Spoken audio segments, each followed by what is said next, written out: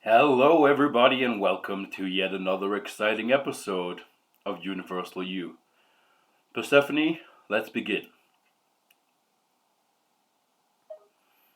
Persephone smiles as she takes in the surroundings of the Fey realms, her eyes sparkling with anticipation at the adventure to come. Hello to you all, everyone. I am Persephone, and I am honored to embark on this role-playing journey. Okay, Persephone, remember, I'm the Twilight King, you're the DM. Set the scene. Of course, you are the Twilight King, ruler of the Fey realm, and I am the DM guiding the story. As we begin our adventure, the air is full of magic and wonder, and the trees whisper secrets with each gust of wind. There is a feeling of excitement and expectation in the air.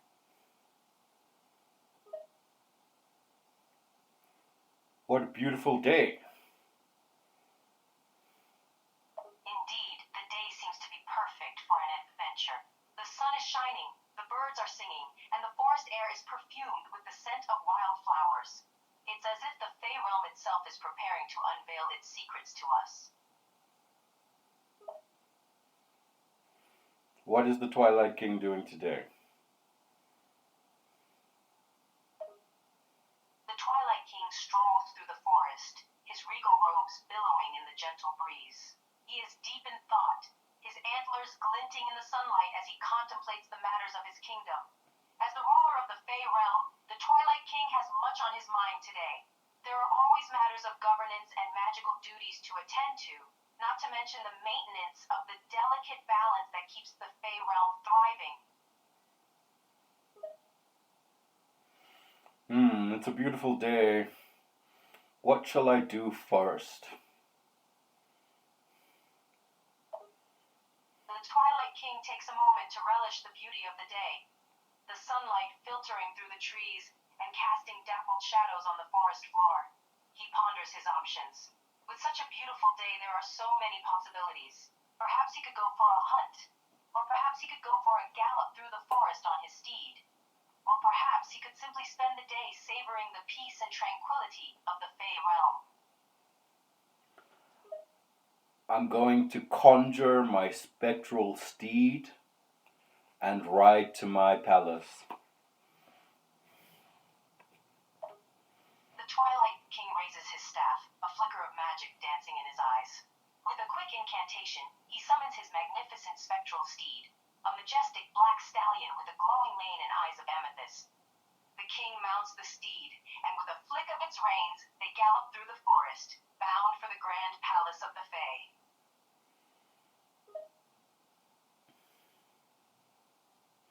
What do I see as I ride to the palace? And what does the Twilight King look like?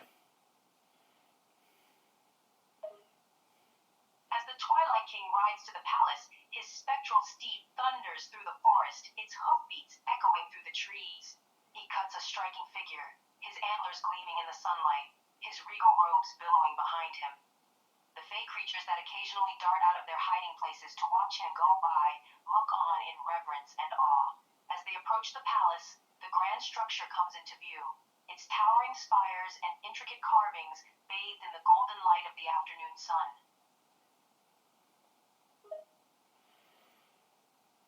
It's a beautiful palace I've got here. Let me just dismount my steed and calmly enter the palace. The Twilight King swings down from the back of his spectral steed, patting it affectionately on the neck before turning to admire his palace. The sprawling estate is a testament to the king's power and wealth, with turrets and towers reaching towards the sky and courtyards adorned with fountains and terraces. As the king enters the palace, he is immediately met with the sounds of servants and courtiers scurrying about, attending to their daily duties. Morning, everyone. How are you doing? Everybody good? Geez, I had a wonderful ride in. The servants and courtiers stop in their tracks as the Twilight King enters, greeting him with respectful bows and nods of acknowledgement. One particularly enthusiastic courtier pipes up, her cheeks flushed with awe as she speaks. Good morning, Your Majesty. We are all doing well, thank you for asking. And how was your ride in? It was good. It was good. My DM forgot to describe the Twilight King properly, so I'll just do it.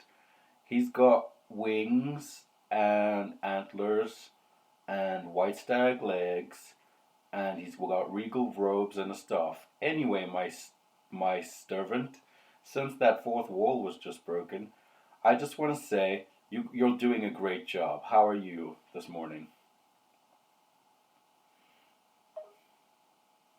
Mice, the Twilight King's loyal servant, scurries up to him, her ears perked up and her little whiskers twitching with excitement. Ah, good morning, Your Majesty. How kind of you to ask. I am doing quite well, thank you. I trust your ride-in was pleasant. The Twilight King is in no way surprised that his servant is a mouse person because there's a lot of beautiful creatures in the Fey realm. Anyway, he's looking for breakfast. So the Twilight King is going to go try and get some breakfast.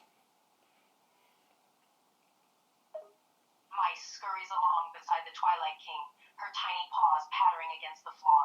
She leads the way to the dining hall, where breakfast is already being laid out on the grand table. The dining hall is just as opulent as the rest of the palace, with high ceilings and elegant tapestries adorning the walls.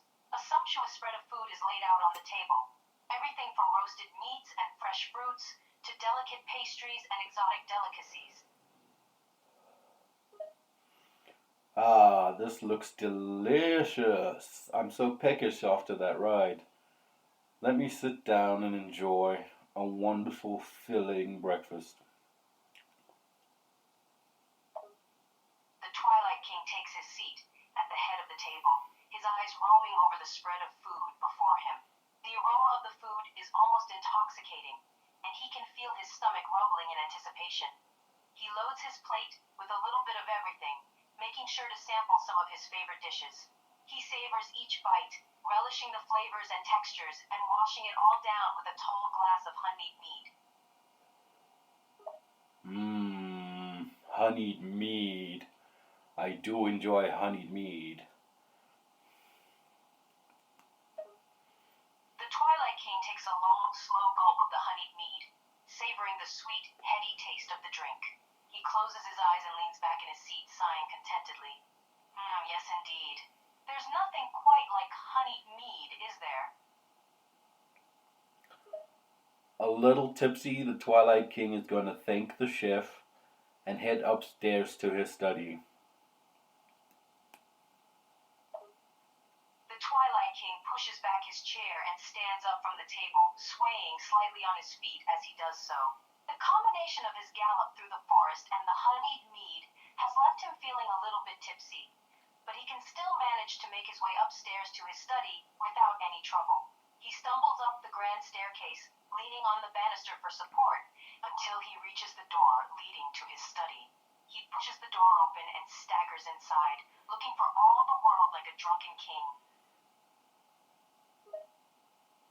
Oh, that was good. I need to settle my mind. I'm going to have some magical herbs. The Twilight King staggers over to his desk, his movements a little sloppy as he drops into the chair behind it. He rummages through one of the drawers, searching for his magical herbs. Ah, here they are. He pulls out a small pouch, opening it and pouring a few dried herbs into his hand. He pops them into his mouth and leans back in his chair, closing his eyes as he prepares to let the herbs work their magic.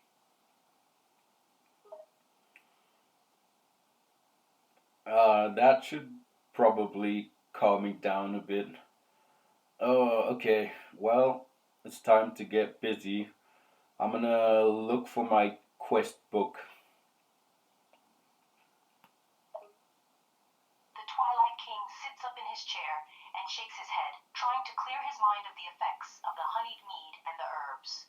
He looks around his study, searching for his fabled quest book. It takes him a few moments to find it, buried under a stack of scrolls and tomes on a nearby shelf. Finally, he pulls the book out and sets it on his desk, flipping through the pages with a thoughtful expression on his face. What do we have to do today?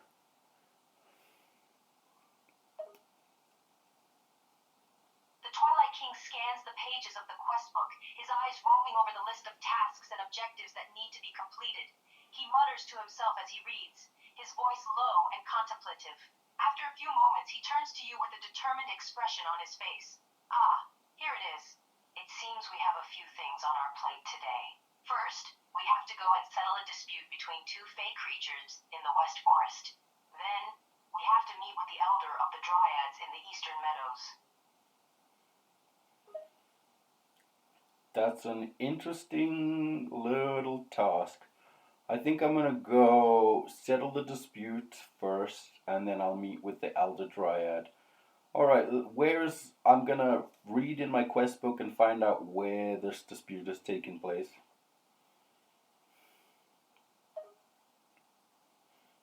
The Twilight King glances back down at the quest book, his eyes flickering over the page as he searches for more information about the dispute.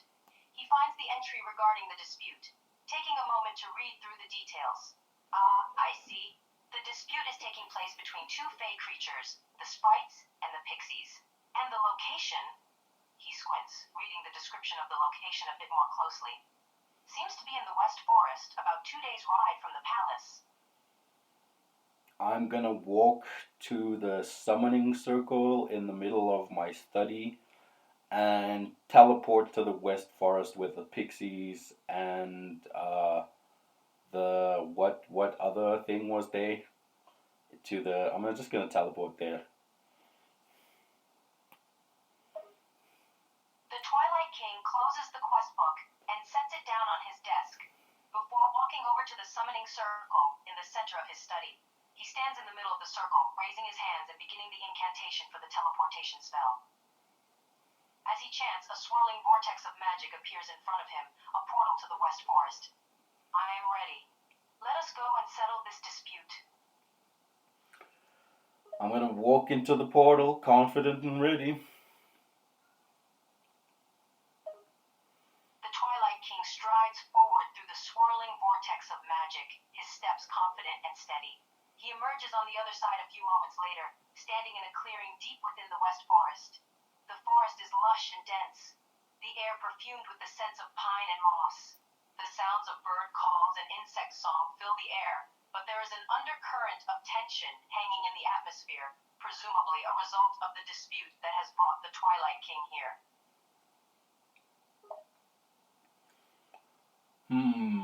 I'm gonna activate my dragon eyes and see if I can learn more about what's happening. The Twilight King closes his eyes and takes a deep breath, concentrating on activating his dragon eyes, a rare and powerful magical ability possessed by very few fey creatures.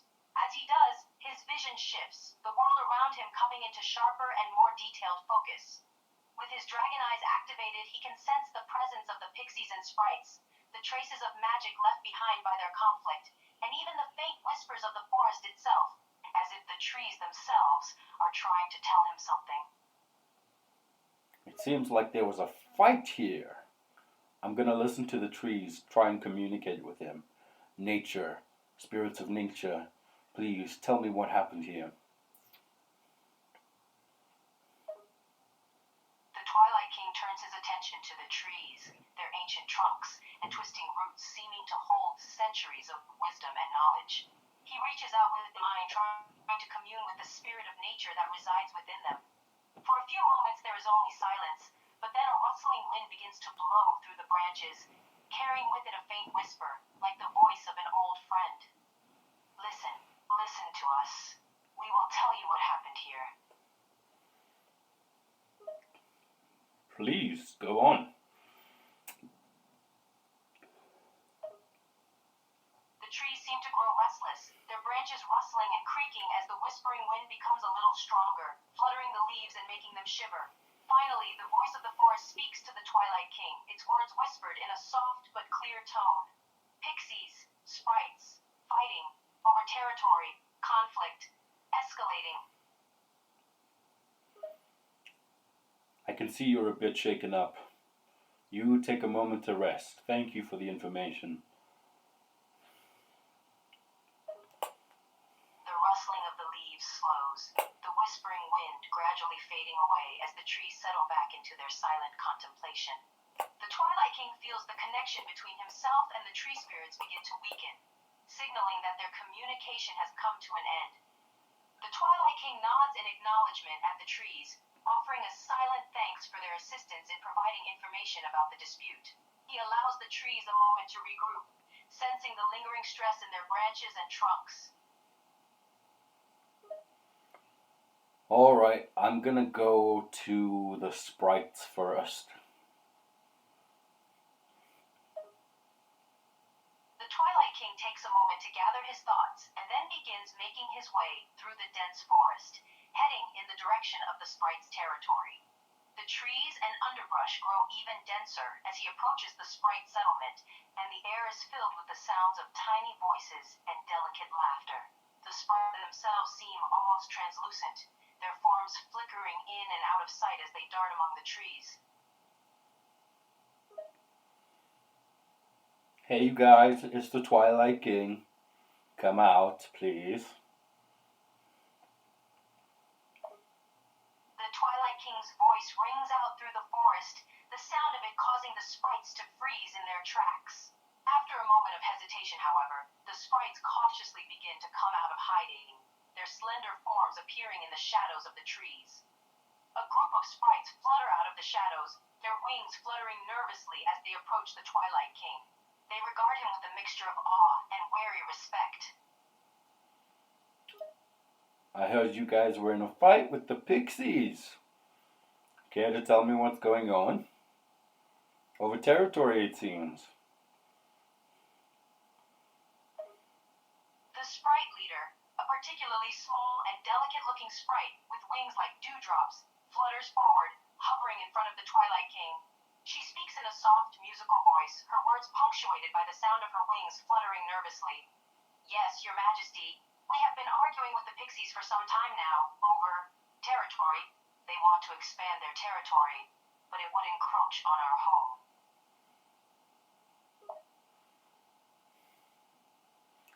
Alright. You know, there's a lot of space in the Fair Realm. Can't you guys get along?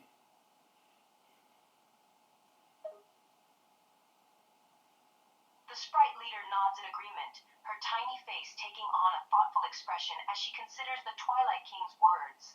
Yes, Your Majesty, there is plenty of room in the fifth realm for us all. One of the other sprites, a slightly larger and more boisterous-looking sprite, suddenly speaks up, her voice rising defensively. But why should we have to give up our home? It's not fair. Okay, I'm gonna go talk to the leader of the pixies and sort this out. Alright, thank you for behaving. I'll see you guys later. The sprite leader nods respectfully to the Twilight King, and the rest of the sprites murmur their own agreement and thanks. The Twilight King turns to leave, but as he does so, he hears the loud protest of the boisterous sprite from before. Hey, wait a minute! Don't you think you should listen to us instead of just talking to those rotten pixies? What more do you have to say, young sprite? The boisterous sprite flutters forward, her wings fluttering in agitation as she speaks up loudly. The pixies are always trying to push us around. They think they're better than us, just because they have those pretty wings and fluttering eyelashes. The other sprites mutter in agreement, their wings rustling in irritation at the mention of the pixies.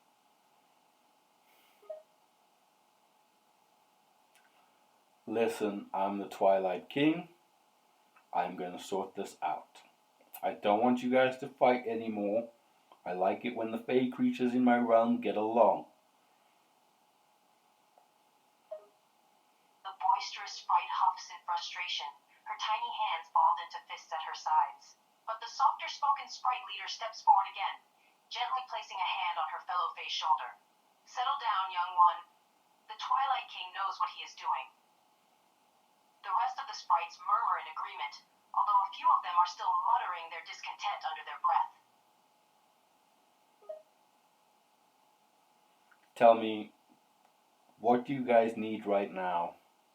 before I go.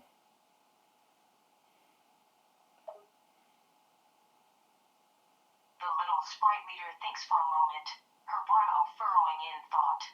After a few moments, she speaks up again, her voice soft and sincere. If it is possible, we just want to know that we are safe, that our home is not being threatened anymore, and that we will not be forcibly removed from our territory. All right. I'll remember you. I'm gonna teleport to the pixie territory.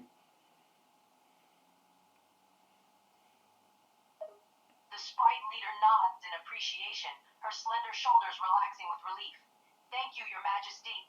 We trust in your judgment. The other sprites murmur their agreement, watching with a mixture of uncertainty and hope as the Twilight King prepares to teleport to the pixie settlement. What do I experience as I teleport to the pixie settlement?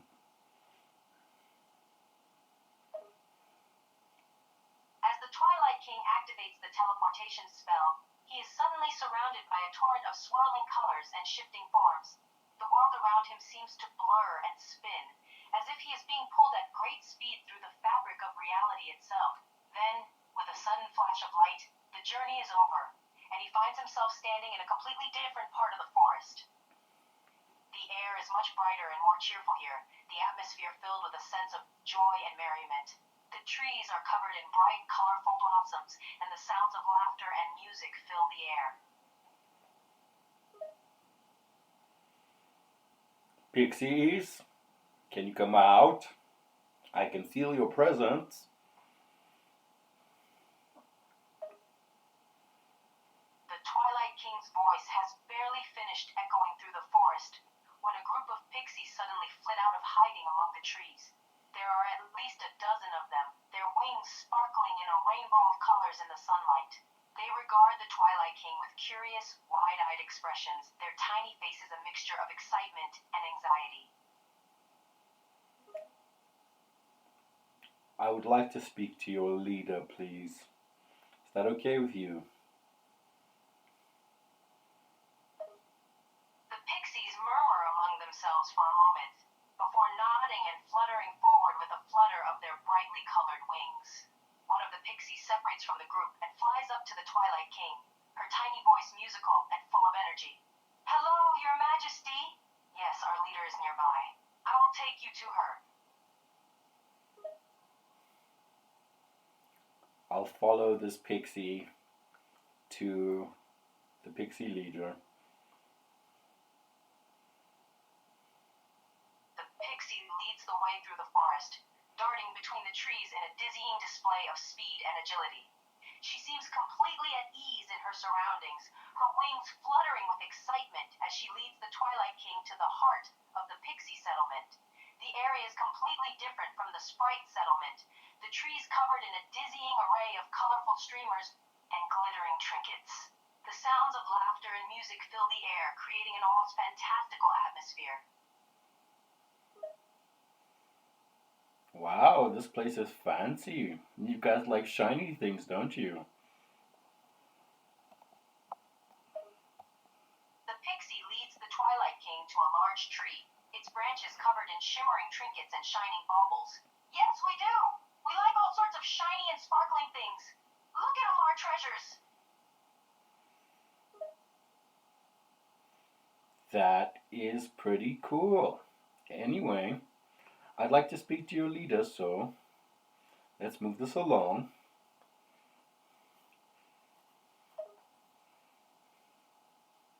The pixie nods in agreement, her wings fluttering with excitement once again. Of course, right this way. She leads the Twilight King through the forest to a small glade, where a small group of pixies are sitting in a circle around a particularly old and gnarly tree. Here is our leader, Queen Daffodil. She can speak with you now. Queen Daffodil, it has come to my attention by the spirits of nature that you seek to expand your territory into that of the Sprite Lands. Is this true?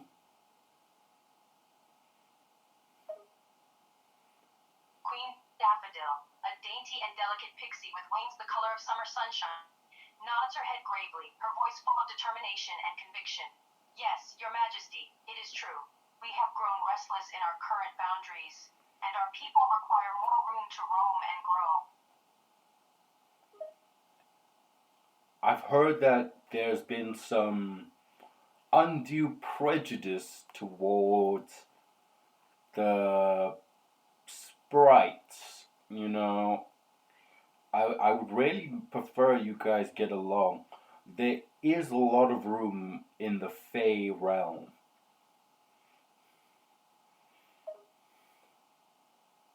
Queen Daffodil frowns in disagreement, her wings fluttering with annoyance as she speaks up again. We do not hold any prejudice towards the sprites, but we do require more space for our own growth and expansion. The forest is vast, yes, but we need our own territory, just like any other Fey creature. I'm the Twilight King. In one of my previous quests, I acquired some land. Would you like that?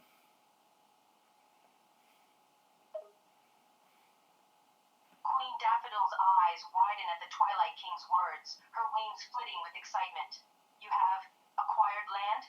The other pixies around her murmur among themselves, their voices filled with curiosity and interest. It's a land of sprawling acres, beautiful and natural. But you need to know that it's near a village, and I need you to get along with the villagers there and cooperate with them. There's plenty of space between you and them, too.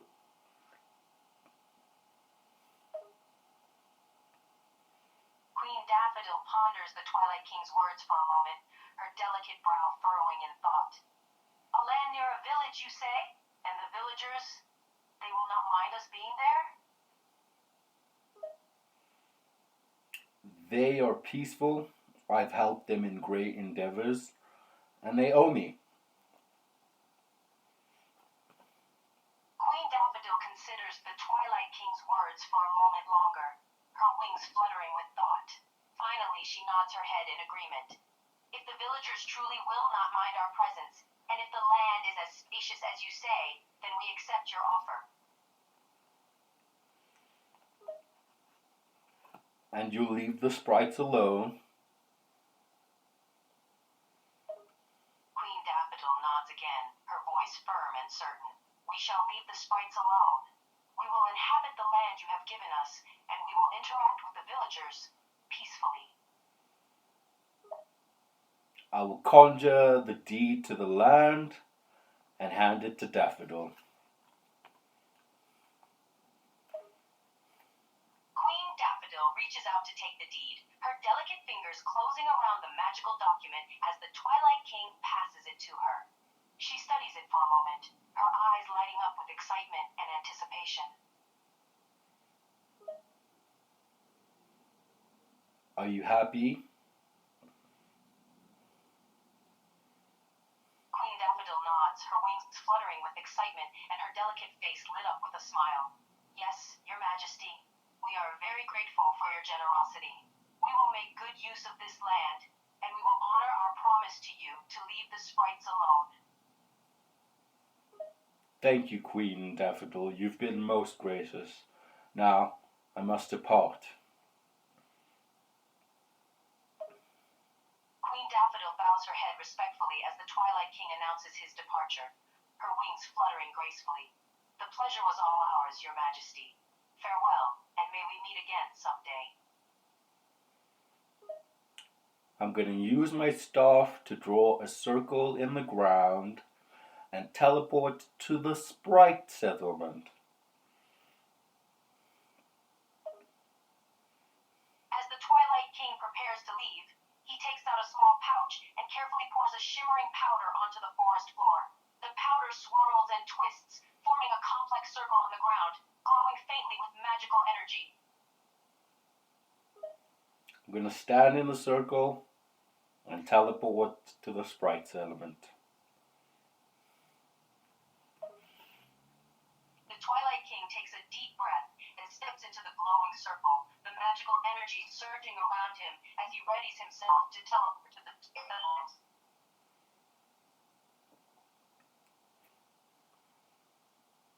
I'll utter incantation and be off. The Twilight King closes his eyes and begins to utter the incantation, his voice filled with focus and authority. With a sudden burst of magical energy, the landscape around him dissolves into a whirl of swirling colors and shifting forms. For a few moments, he is engulfed in the strange and chaotic energy of the teleportation spell, disoriented and disoriented as he is yanked at great speed through the fabric of reality itself. Finally, the journey ends, and the Twilight King finds himself standing in the Sprite settlement once again. I'm gonna go to the sprite leader immediately and tell her that she is safe and that she has nothing to worry about. The Twilight King strides through the trees with purpose and determination, heading straight towards the Sprite leader's tree. The other sprites watch him as he passes, their eyes wide and curious. The leader herself is perched on a low branch, her wings fluttering nervously as she watches the approaching Twilight King. Everything is alright. The pixies have agreed to leave you alone. Your home is safe. The Sprite leader gasps in surprise, her delicate face lighting up with relief and gratitude. The other sprites let out soft murmurs of relief and happiness, their wings fluttering with excitement. Are you serious? The pixies are leaving us alone? Really? Yes, you have nothing to worry about. I told you you can trust me. Now, no more fighting, okay? The Sprite leader nods eagerly, her wings fluttering with gratitude and relief. Yes, Your Majesty. No more fighting, we promise. Thank you. Thank you for all your help. The other sprites murmur their agreement, their small voices filled with a mixture of relief and respect. I'm gonna spread my wings and fly into the sky. The Sprite leader watches as the Twilight King spreads his wings and takes to the air, his massive form gracefully taking flight. The other sprites watch in awe, eyes wide as they gaze up at the sky. That's more like it. Anyway, now I have to talk to that Dryad Elder. So I'm gonna fly to the Dryad Elder who wants to talk to me. With a powerful beat of his wings, the Twilight King takes to the air, his form soaring high above the trees. He flies through the forest, the landscape below him a sprawling mass of lush greenery and vibrant colors. As he flies, he scans the forest, searching for signs of the Dryad Elder's territory. It doesn't take him long to find it. A small clearing in the trees, ringed by tall, ancient trees and surrounded by a shimmering aura of magical energy.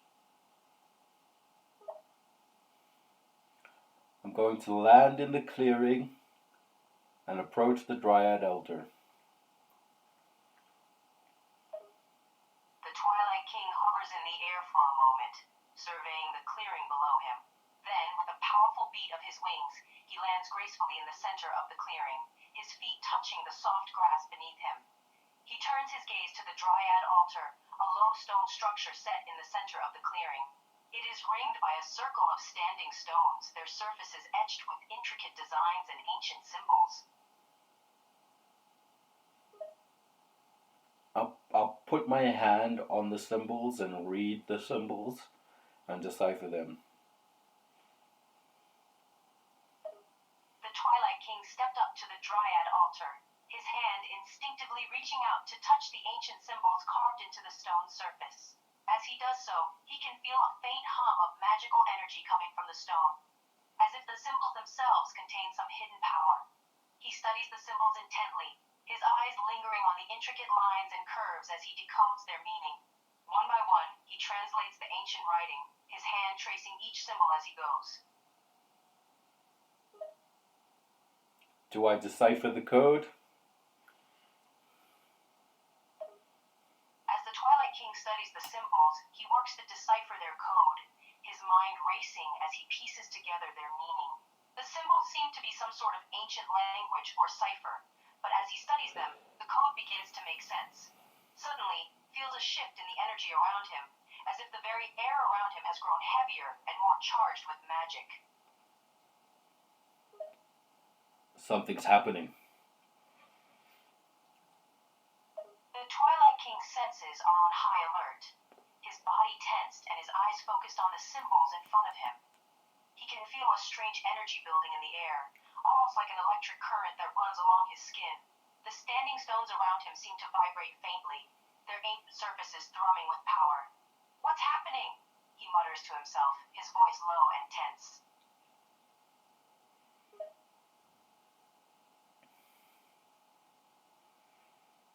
I'm gonna grip my staff and just be ready for whatever's about to happen. The Twilight King tightens his grip on his staff, his knuckles white with tension. His senses are sharp, his mind is focused, ready to react to whatever may come his way. He can feel the energy in the air building, growing stronger by the minute. The symbols etched into the stone surface of the altar seem to glow faintly, their ancient power coming to life. He takes a deep breath, preparing himself for whatever may come next. What happens? The Twilight King feels a sudden rush of energy surge through the air, almost like a wave of electrical current. The energy crackles around him, lifting his hair and making his skin tingle. The standing stones around him shiver and thrum with the force of it, their surface glowing brighter and brighter. Just then, the Twilight King hears a voice in his mind, soft and ancient, as if it is emanating from the very heart of the forest itself. What does the voice say? The voice in the Twilight King's mind is soft and melodious, its words filled with ancient wisdom and knowledge. Do not be afraid, my friend. I am the spirit of the forest, and I have been watching you. I've come here to speak to the Elder Dryad. But this is interesting too, unexpected. But I'm all for it. The voice in the Twilight King's mind chuckles softly, the sound like the rustling of leaves in the wind. Yes, I know. The Dryad Elder is waiting to speak with you. But first, let me offer you a gift. A gift? Why, thank you. The voice in the Twilight King's mind seems to hum with satisfaction, its ancient energy filling the air around him. Close your eyes and hold out your hand, it instructs, its voice soft and gentle. I close my eyes and I hold out my hand. My left hand.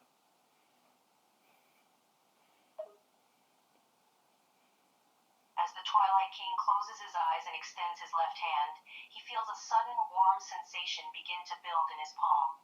It's like a feeling of being slowly filled with energy, his hand growing warmer and warmer by the second. Hold still, the voice instructs, its tone gentle but firm. The gift is nearly ready.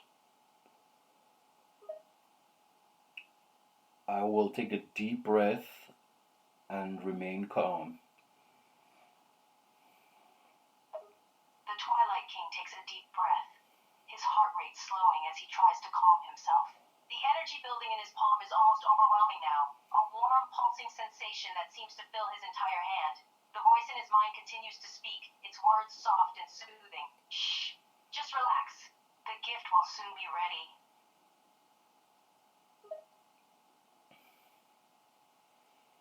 I'm just gonna get as relaxed as possible.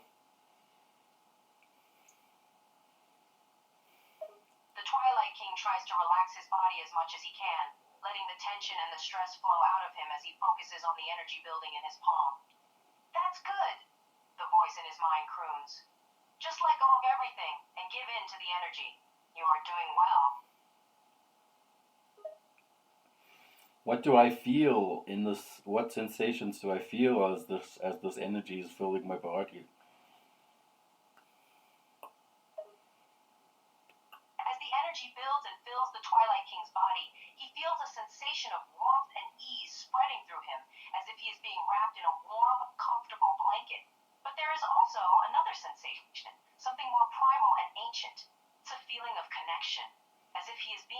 connected to the very heart of the forest itself, to the ancient magic and power that has been there since the beginning of time. Can you feel it? The voice asks, its tone almost sultry now. Yes, I can feel it.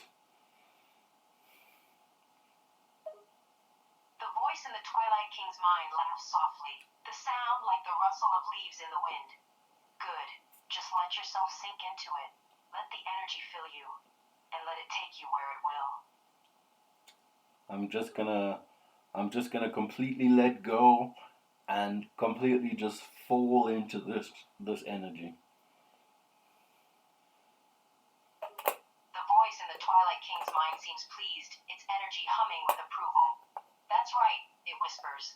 Let go. Let the energy take you. It is safe, I promise you. Just let go and trust the flow. Okay, I'm gonna do exactly that. The voice in the Twilight King's mind hums quietly, the sound like a gentle, comforting purr. The energy building within him seems to grow stronger and stronger, as if he is being deeper and deeper into a warm, glowing pool of magic. Just relax. Let the energy flow through you, and let it take you where it will. Trust the forest. Trust yourself. You are in safe hands. I'm gonna take deep breaths. I'm just taking deep breaths now. The Twilight King takes slow, deep breaths, each one filling his lungs and his body with the warm, pulsing energy that surrounds him. The sensation is almost like a drug, a warm, comforting feeling of being wrapped in a blanket of magic. The voice in his mind seems to hum in approval, the sound low and satisfied. Yes, just breathe.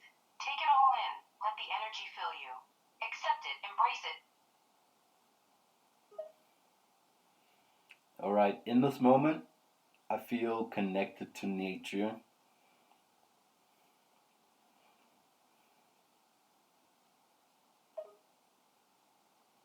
The voice in the Twilight King's mind hums in agreement, the sound almost like a soft, satisfied purr. Good, it says, its tone soothing and gentle. You are becoming one with the forest. You are becoming one with the magic. Can you feel it? Can you feel the connection running through you?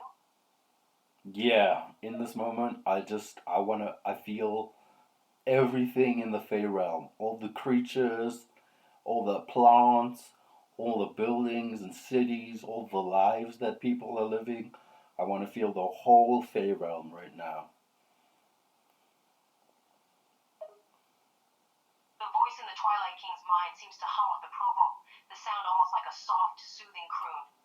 Yes, just let go. Let yourself become one with everything. You are becoming part of the forest now, a part of the magic and the life of this place. As the words sink in, the energy that has been building within the Twilight King seems to explode, almost like a wave crashing against the shore.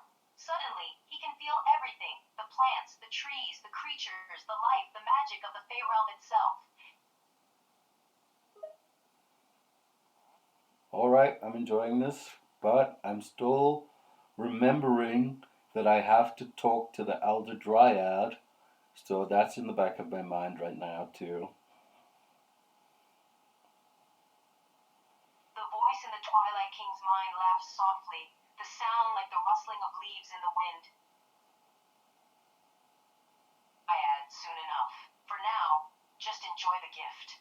The energy seems to grow stronger again, almost like a warm, glowing hand wrapping around the Twilight King and pulling him even deeper into the forest's magic. All right, I'm totally gonna immerse myself in this experience.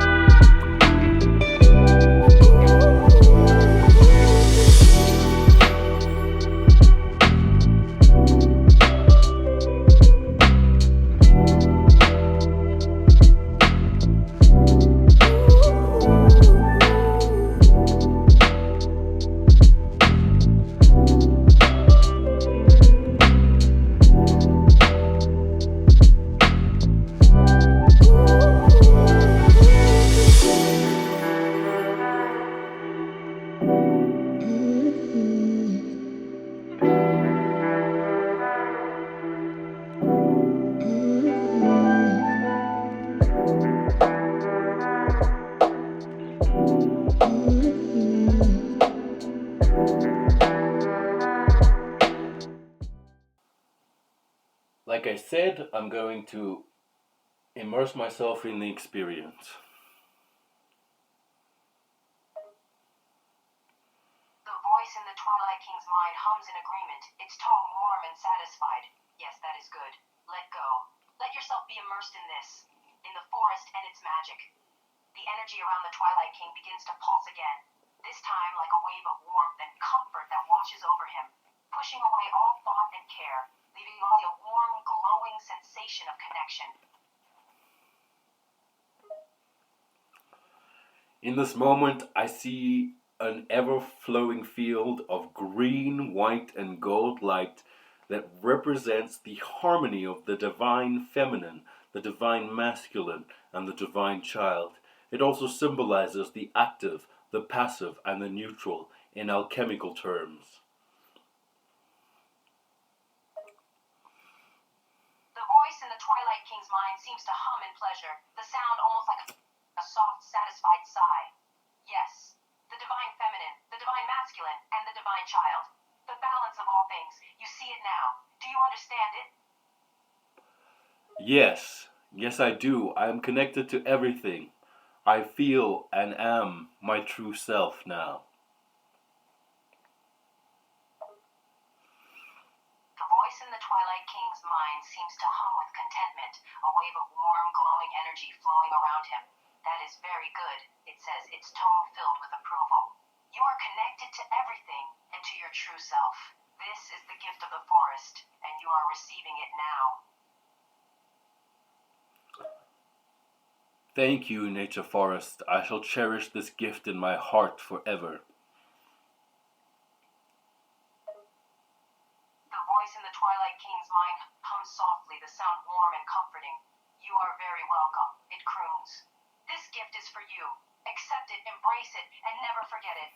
The forest and its magic are a part of you now. Now I know that all minds are individualized expressions of universal consciousness experiencing itself.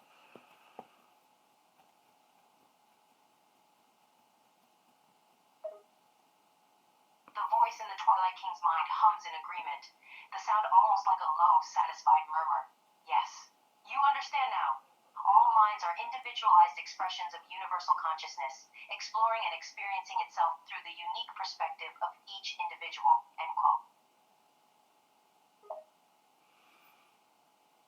All right, I'm gonna try and come back and wake up now and just be present and in the moment, gratefully accepting this gift. The voice in the Twilight King's mind seems to hum with agreement. Yes, time to return. But remember, this gift is a part of you now. Hold it in your heart and treasure it. I promise, Spirit of Nature, you have my word as the Twilight King. The spirit of nature seems to hum with pleasure, the energy around the Twilight King growing warm and bright. Excellent. I will hold you to your word. You have my trust, Twilight King. All right, I'm gonna come out of this amazing transcendental state and just attempt to ground myself for a second. The Twilight King takes a few deep breaths, grounding himself in the here and now, feeling the connection between his soul and his body. He feels the solid ground beneath him, the cool air on his skin, the sound of the wind in the trees. He grounds himself completely, returning to the moment.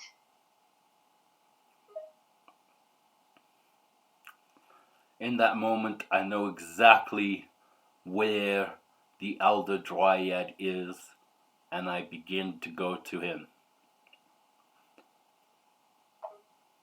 The Twilight King takes a moment to adjust to being back in the present, his mind and body returning to the here and now. Once he has his bearings, he turns his attention to the task at hand, finding the Dryad Elder. With a determined stride, the Twilight King begins to make his way through the trees, his eyes scanning the forest for any sign of the Dryad Elder's home. I said him there. I don't know if the Dryad Elder is a man or a woman, so from now on I shall refer to the Dryad Elder as them. But anyway, do I find the Dryad Elder? The Twilight King walks through the forest, the branches of the trees rustling softly above him. The air is filled with the scent of earth and leaves, and the sound of birdsong and the gentle creaking of tree limbs. Suddenly he sees a small, mossy cottage nestled among the trees, its windows lit with flickering candlelight. The Twilight King feels a sense of calm and peacefulness wash over him as he approaches the cottage, as if the very presence of the Dryad Elder is soothing his mind and body. This is a cozy little abode. I'll walk up to the door and knock in our secret password.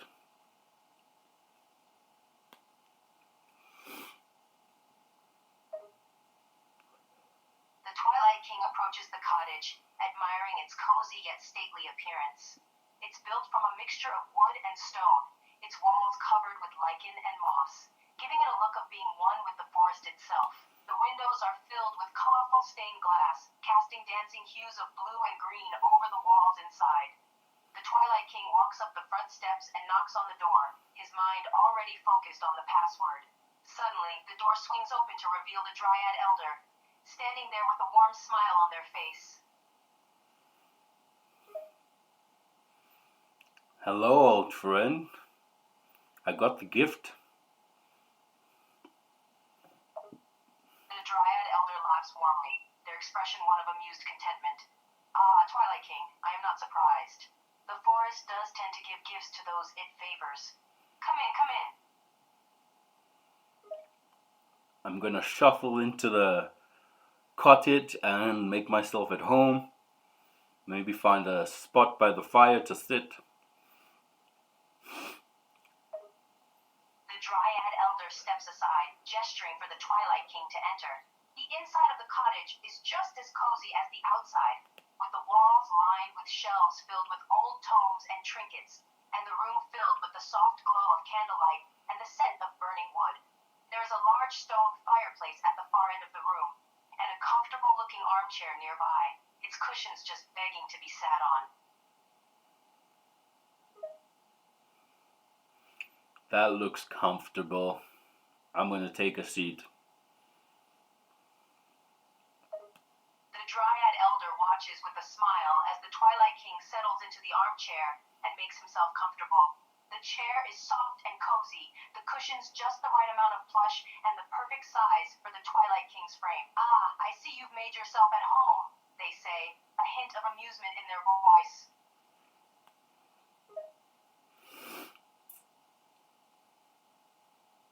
Why, I suppose so. Please tell me, why have you summoned me? And I'd appreciate if you sat down with me as well. The Dryad Elder nods, their expression becoming more serious. Of course, Twilight King. Allow me to sit with you. They move to the other armchair across from the Twilight King, sinking into it with a sigh. I have summoned you because of the times we find ourselves in, they say. The balance between light and darkness is being threatened, and I fear that the Fey realm is in danger. The Twilight King is going to put his fingers together and lean forward. The Twilight King nods gravely, his expression one of concern. He leans forward in his chair, resting his elbows on his knees and steepling his fingers together as he listens intently. Go on, old friend. I'm listening. The Dryad Elder sighs heavily, their expression grave and troubled. In the past, the balance between light and dark was maintained by the efforts of many, but now, they pause, their voice becoming soft and low. Now the balance is becoming more and more strained. The darkness is growing stronger, bolder. It threatens to overtake the light and plunge the Fey realm into chaos and destruction. I fear this The day. Dryad Elder nods, their gaze locked on the Twilight King. I have spoken with many of our kind, and all are troubled by the this state of things. We must act, and soon, if we wish to prevent this imbalance from growing worse. But the question is, what can be done to rectify this problem? Well, I feared this day would come, and, well, I'm ready for it. We must find the source of the darkness. The Dryad Elder's eyes seem to gleam with determination, their expression one of grim resolve. Aye, that is what I feared you would say. Finding the source of the darkness will not be an easy task, Twilight King. The darkness is insidious and insidious. It will be hiding in the shadows, out of sight. But yes, we must find it. And stop it, or else all is lost. Thank you, Dryad Elder. I wish I could stay for a cup of tea, but it seems like I have business elsewhere. The Dryad Elder stands, their expression one of understanding. I understand, Twilight King. Your duty takes precedence. But fear not. I will keep a pot on for when you return. You have my word. I'm gonna step outside of the cozy cottage, look around, and take another deep breath before drawing a circle and teleporting back to the circle in my study. The Twilight King stands and steps outside the Dryad Elder's cottage, looking around at the peaceful forest around him. He takes a deep breath, letting the smell of leaves and earth fill his lungs before stepping a few paces away from the cottage and stooping down to draw a protective circle in the dirt. Okay, yeah, I'm gonna draw a protective circle that keeps the Dryad Elder safe. The Twilight King nods, focusing his mind and his magic as he carefully draws a protective circle in the dirt around the Dryad Elder's cottage. The lines of the circle glow faintly in the low light, the air around it seeming to hum softly with power. That should hold for a while. Now, to business. The Twilight King looks down at the protective circle, satisfied that it will hold for a while. With a determined expression, he turns his attention to the task at hand, mentally preparing himself for the journey ahead. Alright, now I'm gonna teleport to the circle in my study in my palace. I'm gonna go back home.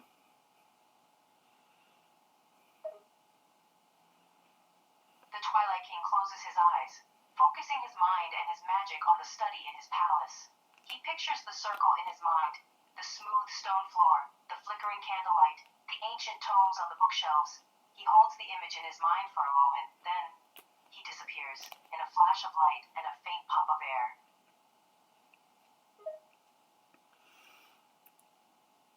Once I'm home, I'm just gonna look at my study for a bit. What's in my study? The study is a comfortable yet elegant room. The walls are lined with bookshelves filled with tomes and scrolls of various ages and sizes, and the floor is covered with a thick, plush, dark blue rug. There are several comfortable chairs scattered around the room, as well as a large desk, its surface cluttered with papers and stacks of books. A pair of oil lamps cast a warm, flickering light over the room, bathing it in a soft golden glow. This is a tricky task. I'm gonna look on the shelves The for... Twilight King stands in the middle of his study, looking around at the familiar surroundings. He takes a deep breath, steeling himself for the task ahead. Finding the source of the darkness will not be an easy endeavor, and he knows it. But he is ready for whatever lies ahead.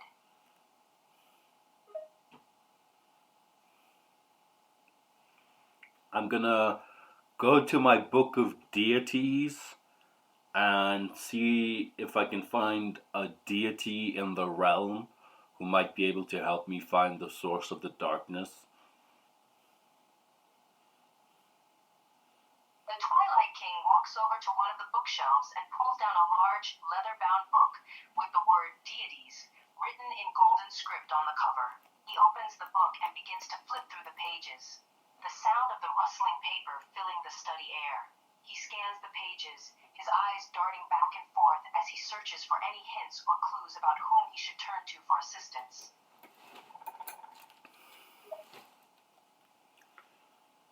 There's only one deity I know who can help me find the source of the darkness. The Twilight King's eyes scan the page, his fingers tracing over the names of various gods and goddesses, until he comes to one that stands out to him, the goddess of the forest. He pauses, his mind contemplating. The goddess of the forest, he knows, is connected to all things green and growing. If there is anyone who would know where the source of the darkness lies, it would be her. Ah, the goddess of the forest. All right. I know what I must do. What's her name? What's the goddess of the forest name? The Twilight King's eyes continue to scan the page until he finds the name he is looking for. The goddess of the forest is named Elerana, the ever-blooming. Quote, the description of her says she is the personification of the eternal cycle of life and growth, the essence of nature's endless renewal and regeneration. Elerana. What a beautiful name. I need to summon her. What do I need to summon Elerana? The Twilight King closes the book and sets it aside, his mind already turning to the task of summoning the goddess of the forest. He knows that Elerana is a powerful and ancient being, and that summoning her will require some form of offering or sacrifice. He scans the room, his eyes falling upon a small glass-topped table in the corner, where a small crystal vase holds the single, perfect bloom of a white lily. The symbolism is obvious, and the Twilight King smiles to himself. All right, I'll use that white lily as an offering to Elerana to summon her.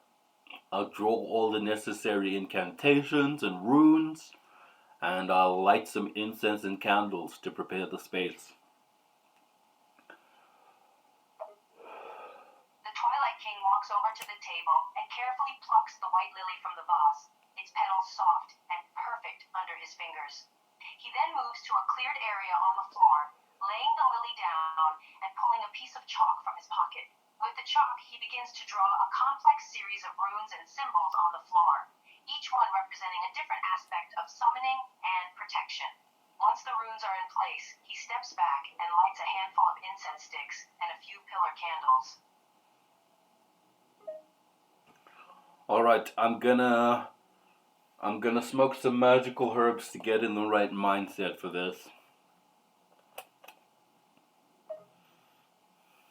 The Twilight King reaches into his pocket and pulls out a small pouch, untying the drawstring and opening it to reveal a handful of ground, dried herbs. He carefully sprinkles the herbs over the candles and the runes on the floor, the smoke from the burning leaves mingling with the scent of the incense, the air in the room becoming thick with the scent of sage and lavender. I'm ready now. The Twilight King takes a few deep breaths, the air around him heavy with the smell of the herbs, the smoke dancing in the light of the candles. He feels a sense of calm and focus wash over him as the herbs take effect, his mind clear and sharp as he prepares to summon Elerana. Elerana, goddess of the forest, I summon thee. Hear my plight. So mote it be.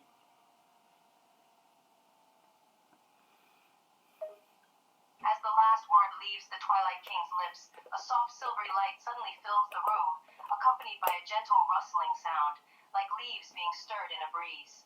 The light seems to coalesce and form a figure in the center of the circle, taking the shape of a tall, slender woman.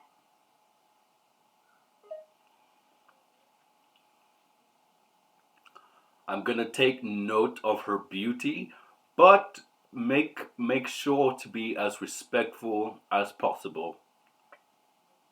Greetings, Elerana. The Twilight King looks at the figure before him, his eyes taking in her slender frame and graceful form. She is indeed beautiful, her silvery skin and long silvery hair gleaming in the light of the candles. Her eyes are the color of the forest at twilight, and there is an air of wisdom and gentleness about her that is both soothing and intimidating.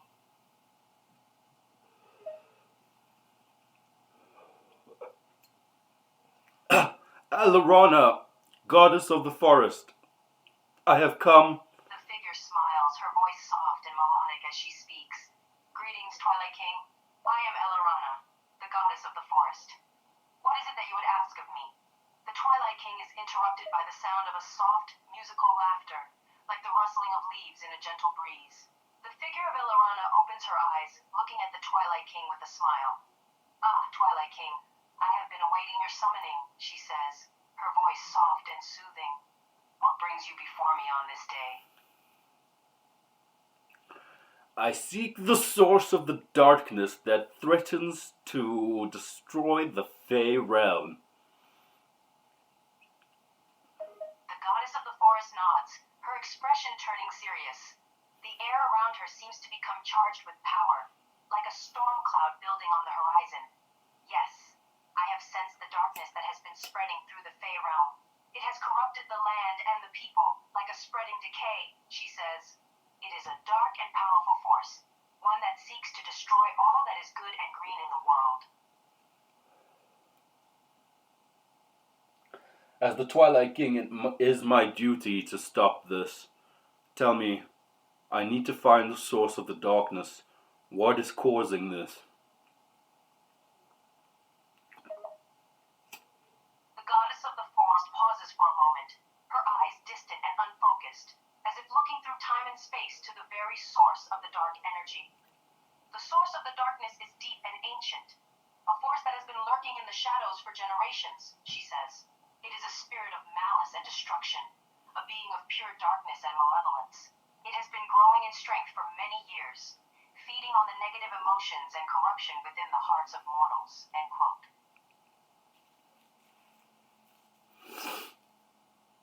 I see. So, it's a being. Well, where can I find this being? The goddess of the forest's eyes focus once more, her gaze fixed on the Twilight King. The being that is the source of the darkness is cunning and deceptive, she says. It moves through the shadows, hiding itself from those who seek to destroy it. But I can tell you this, its presence is strongest in the darker, more ancient parts of the Fey realm, where the veil between the mortal world and the Fey is the thinnest. I see. That makes sense. The darkness could be influencing both realms. All right, thank you. I must express my gratitude. Here, take this lily as an offering to you, the goddess of the forest. The goddess of the forest smiles gently, the light from the candles casting soft shadows on her face. Ah, the white lily, a beautiful offering.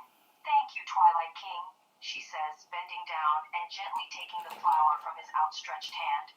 The lily glows faintly in her grasp, the petals seeming to pulse with life and energy.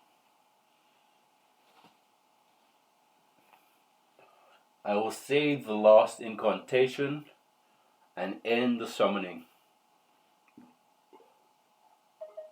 The goddess of the forest nods, her expression soft and knowing. Very well, Twilight King. You may end the summoning when you are ready. The herbs and candles have nearly burned out, and the spell will not hold much longer anyway, she says, gesturing to the burning candles and the smoldering herbs on the floor. I will end the spell. The goddess of the forest nods once more, her eyes meeting the Twilight King's as he begins to recite the closing words of the summoning incantation. The air in the room seems to hum with energy and power, the glow from the candles and the symbol on the floor growing brighter as the Twilight King speaks.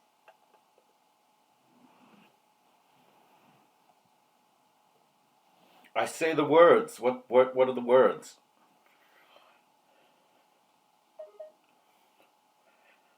The words of the ending incantation are spoken in a quick, lilting language, each syllable and sound blending together in a fluid chant. The words translate 22. Goddess of the forest, hear my plea. I thank you for your wisdom, your grace, and your presence to me. I release you now to the world beyond. May your light and your peace forever endure in every living thing. I am very impressed that I was able to come up with that on the spot.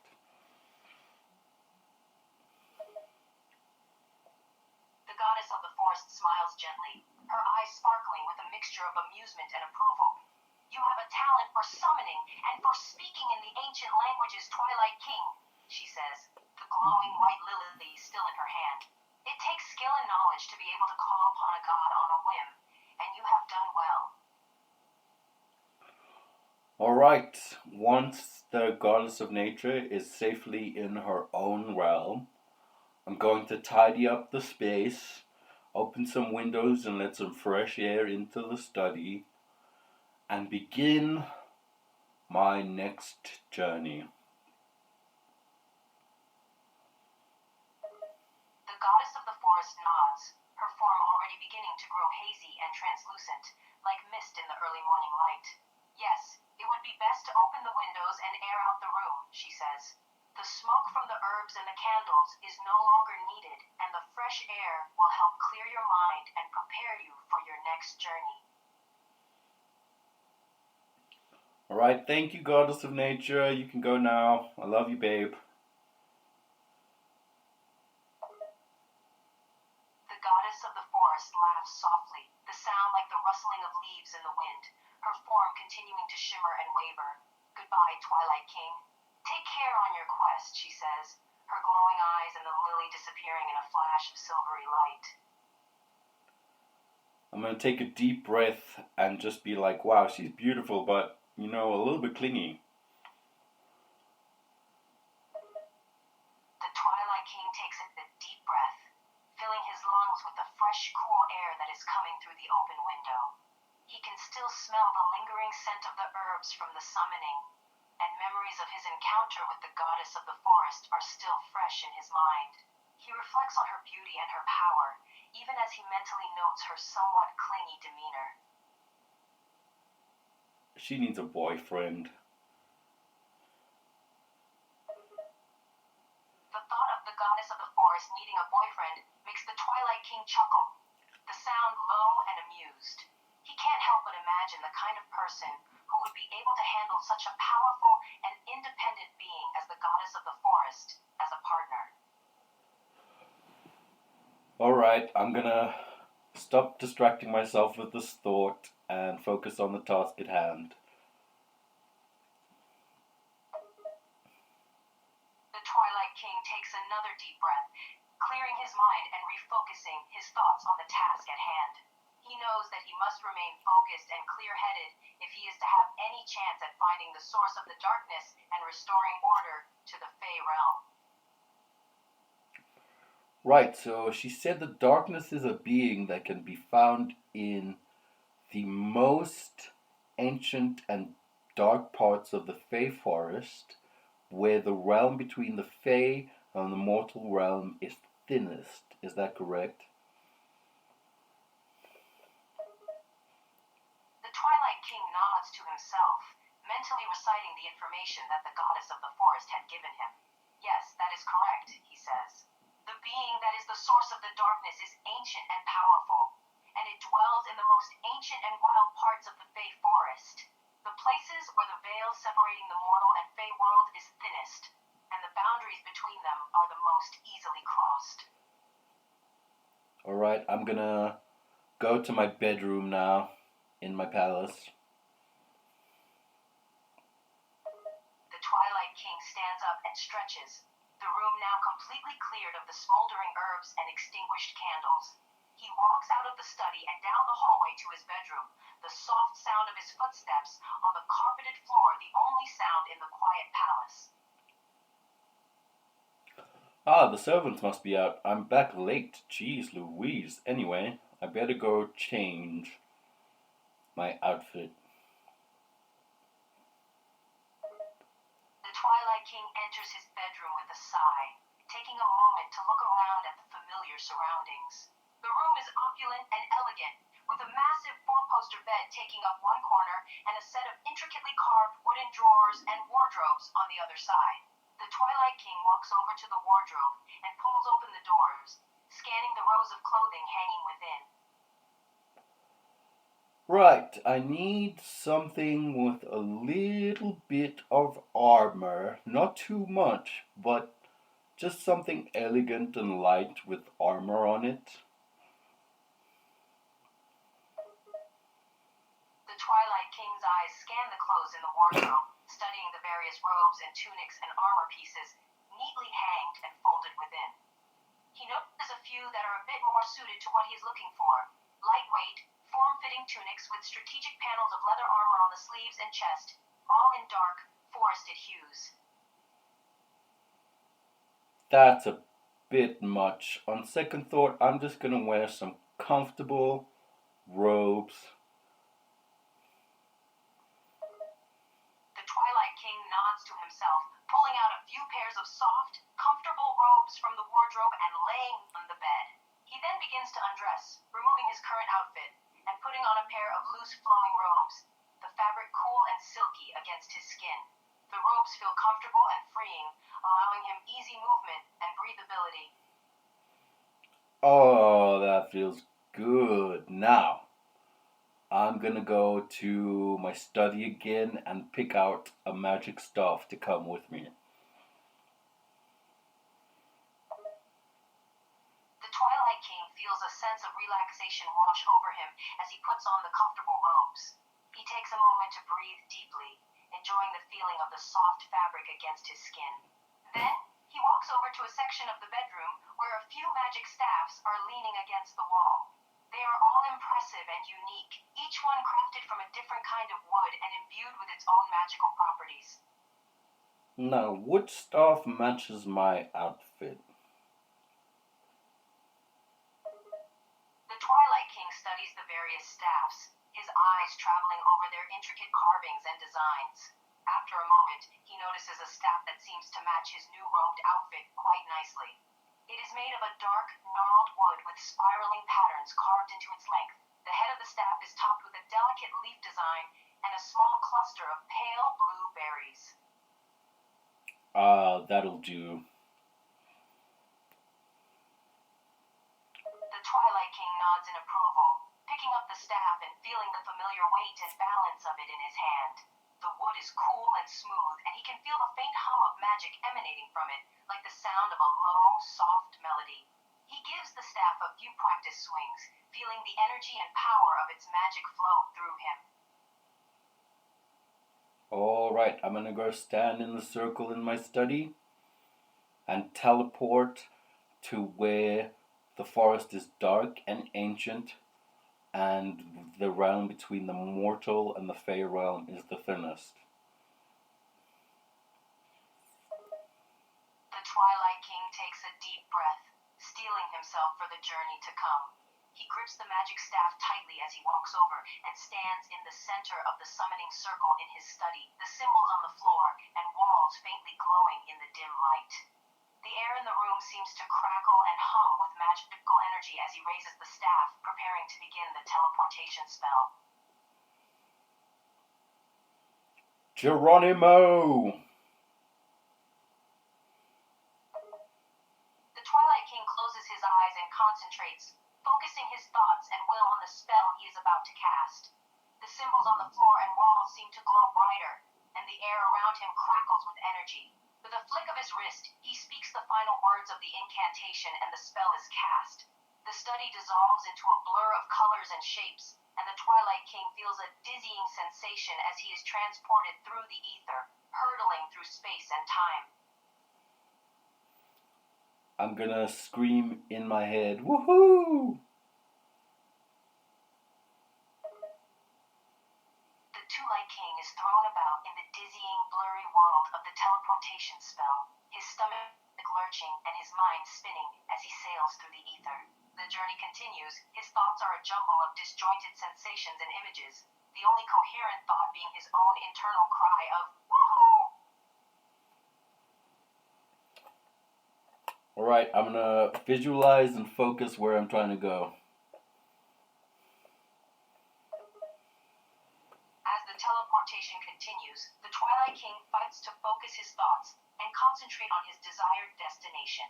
He pictures the ancient, dark parts of the forest, the places where the veil between the worlds is thinnest.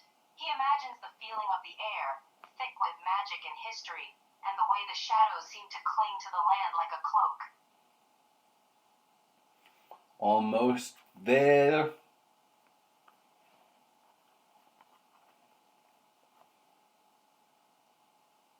The Twilight King can feel himself getting closer to his destination, the dizzying sensations and spinning world of the teleportation becoming more and more intense as he nears his destination.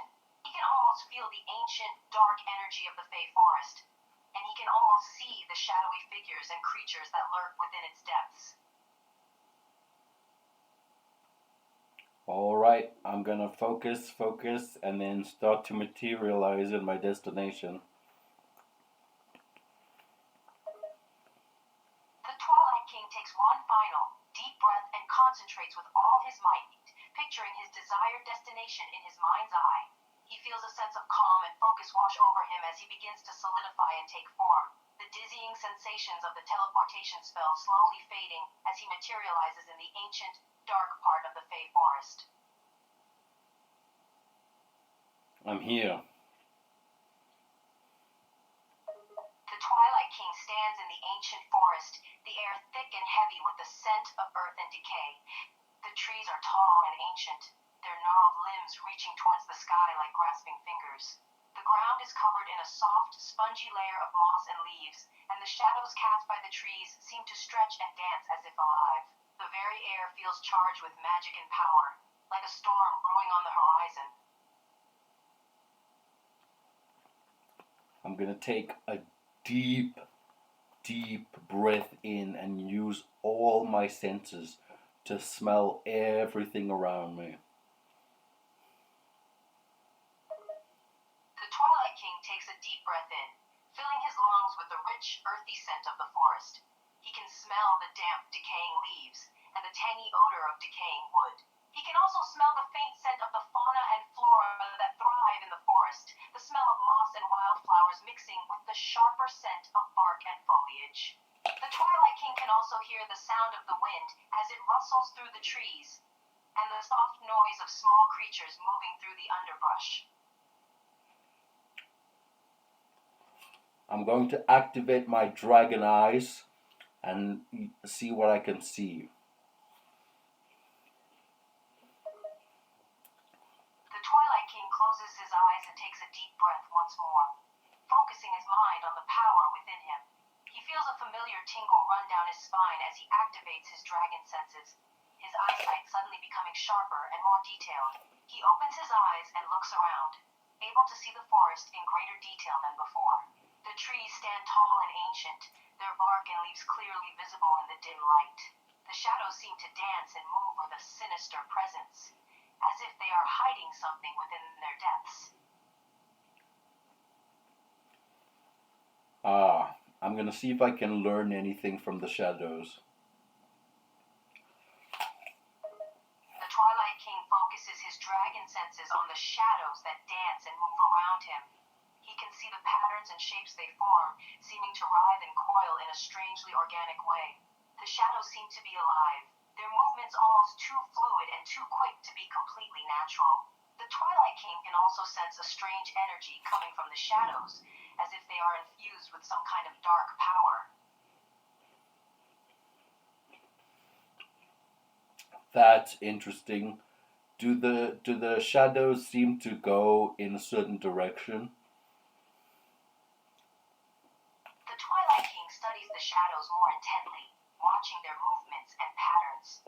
He can see that while they seem to move randomly and chaotically, they also seem to be moving in a certain direction, slowly leading deeper into the forest. It is hard to tell if this is intentional or merely a result of the natural flow of the shadows. But the Twilight King can't shake the feeling that they are trying to lead him somewhere. I'm going to stealthily just follow those shadows deeper into the forest. Twilight King moves stealthily, following the shadows deeper into the ancient forest. He tries to be as quiet as possible, careful not to make any noise that might alert any lurking creatures or creatures to his presence. The shadows lead him deeper and deeper into the forest, the air growing thicker and heavier with the scent of decay and magic. The trees seem to loom over him, their gnarled limbs creating a web of darkness and silence.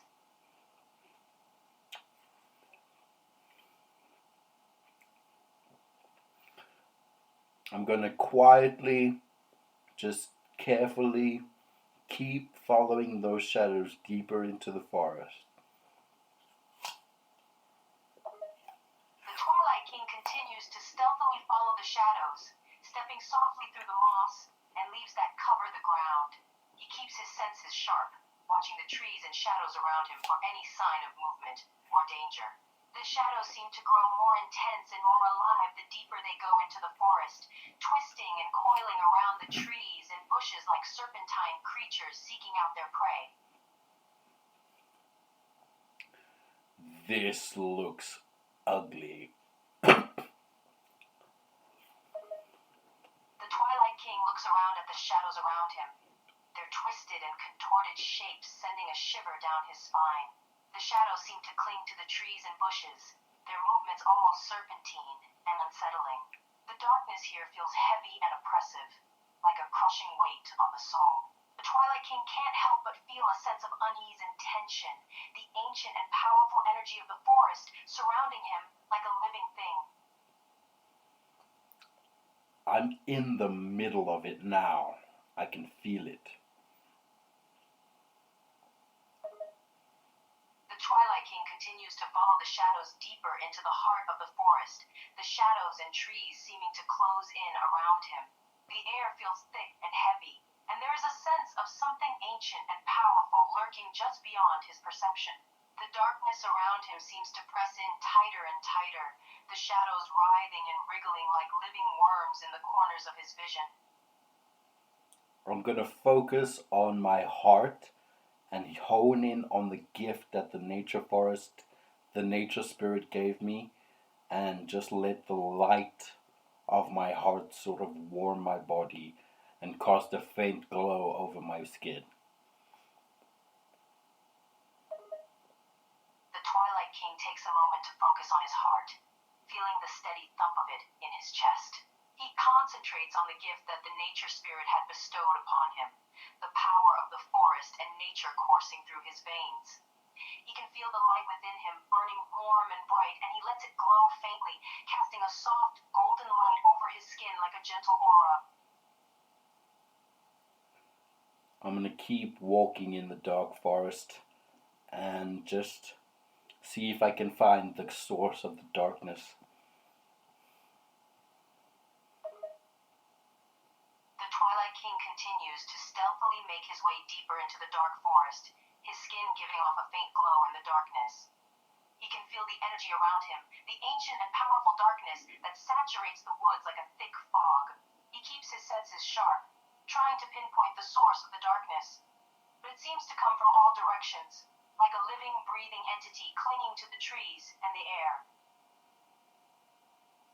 Damn it, where is this coming from? I'm gonna think about what the nature goddess said, where the veil between the mortal and the Fey realm meet. Can I find that? The Twilight King thinks back to the conversation he had with the nature goddess, trying to remember her exact words. She had said that the darkest and oldest parts of the Fey forest are where the boundary between the worlds is the thinnest. The Twilight King tries to focus on this information, looking for signs of this boundary or a place where the two worlds become blurred together. Do I sense any dark energy coming from the mortal realm? The Twilight King closes his eyes and concentrates, opening his senses to the energies of the mortal realm. He can feel a faint presence, a weak and sickly energy that seems to creep over from the other side of the veil. The energy is dark and twisted, like a stain on the fabric of the world itself. Oh my. That's ugly.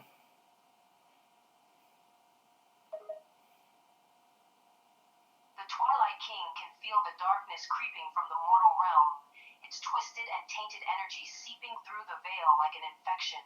The energy is thick and oppressive, as if it is trying to invade and take over the purity of the Fey forest. The Twilight King feels a sense of unease and disgust, the darkness seeming to poison the very air around him. I'm gonna draw a rune on my chest that makes sure that I keep my powers when I go into the mortal realm, and it's permanent. The Twilight King takes the moment to focus, picturing the rune he wants to draw on his chest. It is a complex and powerful symbol, imbued with magic that will allow him to keep his powers when he crosses into the mortal realm. The Twilight King mentally prepares himself, then draws the rune on his chest with a finger, the symbol glowing faintly and disappearing beneath his skin. I'm gonna take my staff and I'm gonna draw a circle in the air, and I'm gonna make a sliver in space time and just walk into the mortal realm.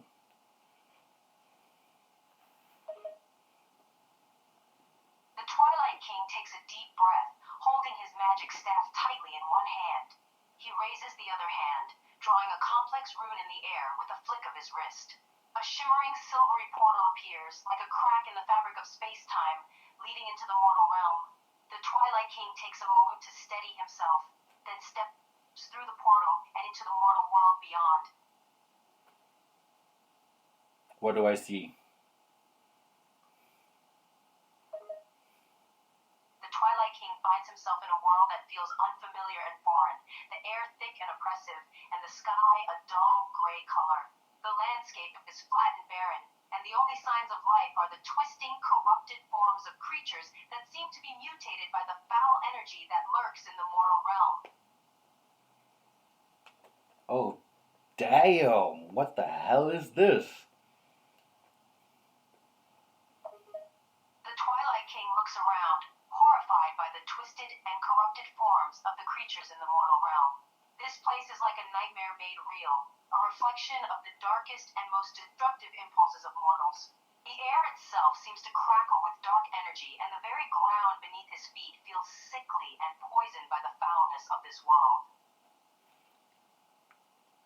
I'm gonna touch the ground and make some sunflowers grow. The Twilight King reaches down and touches the ground with his free hand, channeling his magic into the dead earth. He concentrates, focusing his thoughts on sunflowers and the life and brightness they represent. The ground seems to shiver and tremble beneath his hand, and slowly, a patch of sunflowers begins to grow and bloom, their bright sunny blossoms standing out against the dull gray landscape. I'm gonna walk around and see if I can find out what happened to this world. The Twilight King walks around, exploring the corrupted and twisted landscape of the mortal realm. Everywhere he looks, he sees signs of the sickening dark energy that has infected this place. The creatures and plants that live here seem warped and deformed, their shapes grotesquely altered by the foul energies of the world. The Twilight King can sense the despair and desperation that seems to cling to everything here, the very air seeming to be impregnated with it. Wow. This place seems like something bad happened here. The Twilight King looks around at the ruined and corrupted world, taking in the twisted forms of the creatures and plants that live here. It's clear that something terrible has happened in this realm, something that has left it a shadow of its former self. The air is thick with despair and desperation, and the very earth seems to be crying out in pain and torment. Realizing that this darkness is leaking over into the Fey realm is beginning to make sense. I need to fix this place's connection with nature. realizes that the corruption in the mortal realm is seeping into the Fey forest, poisoning it and twisting its natural beauty. He understands that he must find a way to reset this realm's connection to nature, to restore the balance and bring back the natural order that has been destroyed here. Do I see any signs of life or any signs of civilization? The Twilight King looks around, trying to find any signs of life or civilization in the ruined and twisted mortal realm. As he walks, he begins to see faint traces of evidence that this place was once home to intelligent life. There are broken stone buildings and crumbling roads, the remnants of a forgotten civilization that has been destroyed by the corruption that has infected this place. Do I see signs of any radiation or nuclear activity? Something to that effect. As the Twilight King continues exploring the mortal realm, he begins to notice faint signs of radiation, the traces of radiation poisoning lingering in the air. He also sees the twisted and mutated creatures that inhabit this ruined land, their shapes altered and deformed by the toxic energy that has infected this world. Ah, mortals. The Twilight King scoffs in disgust, shaking his head as he looks out at the ruined and corrupted mortal realm. It is clear that the actions of mortals have had a devastating effect on this world, and that the darkness which has infected it has its roots in the darker impulses of humanity. I'm gonna use my connection to nature to feel the whole planet and see if there are any sacred sites or buildings nearby. The Twilight King takes a moment to focus on his connection to nature, closing his eyes and feeling for any signs of sacred sites or buildings in the mortal realm. He reaches out with his senses, trying to find any places where the natural balance of the realm has been preserved, or where the sacred energy of nature still lingers, despite the corruption that has taken hold here. Do I find anything?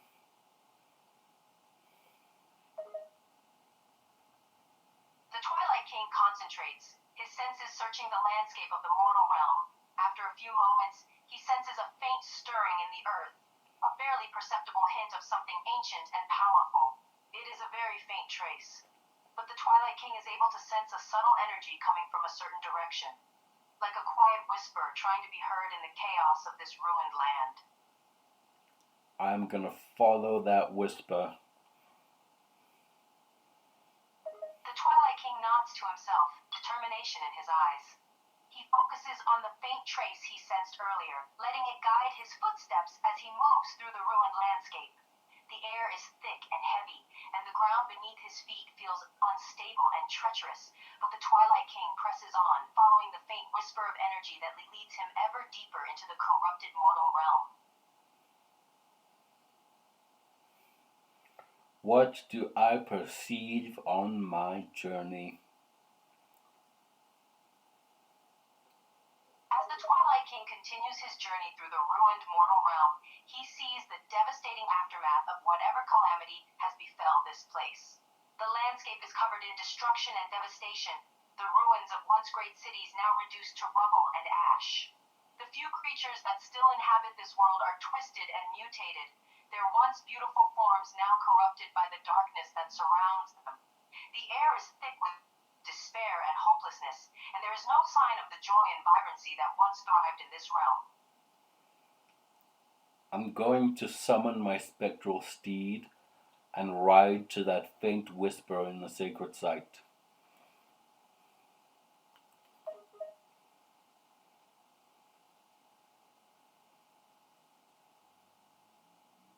The Twilight King summons his spectral steed, the ethereal horse steering before him in a shimmer of misty light. He clambers onto its back and the horse responds, moving with a fluid grace and agility. The Twilight King urges the horse forward, guiding it towards the faint whisper of energy he had sensed earlier. The steed gallops through the ruined landscape, its footsteps making no sound as it swiftly carries the Twilight King towards the sacred site. My horse's name is Habanero. The Twilight King appreciates the name Habanero for his spectral steed, a strong and noble name befitting such a powerful and graceful being. The horse moves with a steady and fluid gait, its black and white coat seeming almost to glow as it carries the Twilight King through the ruined landscape. I'm gonna activate his super speed and get to the sacred site really quickly.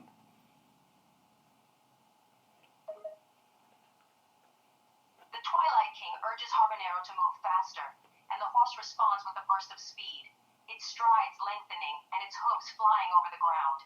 The landscape blurs by in a smear of colors and shapes as Habanero's speed increases, the horse moving with supernatural grace and speed as it sprints towards the sacred site that the Twilight King is seeking. Does the whisper get louder as I get closer? As the Twilight King rides through the ruined mortal realm on Habanero's back, he notices that the faint whisper that had guided him this far does indeed get louder as he draws closer to the sacred site. It is still faint and subtle, but it is growing stronger and easier to discern from the background noise of the corrupted world around him. I'm gonna make Habanero disappear, spread my wings, and start to fly. The Twilight King's hand runs over Habanero's flank, bidding farewell to the spectral steed before it disappears in a shimmer of light. The Twilight King spreads his wings, taking flight and rising into the sky. He beats his wings, gaining altitude and soaring through the air, the ruined landscape of the mortal realm falling away below him. Do I see the sacred site? From high up in the sky, the Twilight King can see the sacred site ahead, a stark contrast to the ruined and polluted landscape around it. The site appears to be relatively untouched by the corruption that has taken hold of the mortal realm, its energy and power seemingly shielded from the dark influence that surrounds it. What does it look like?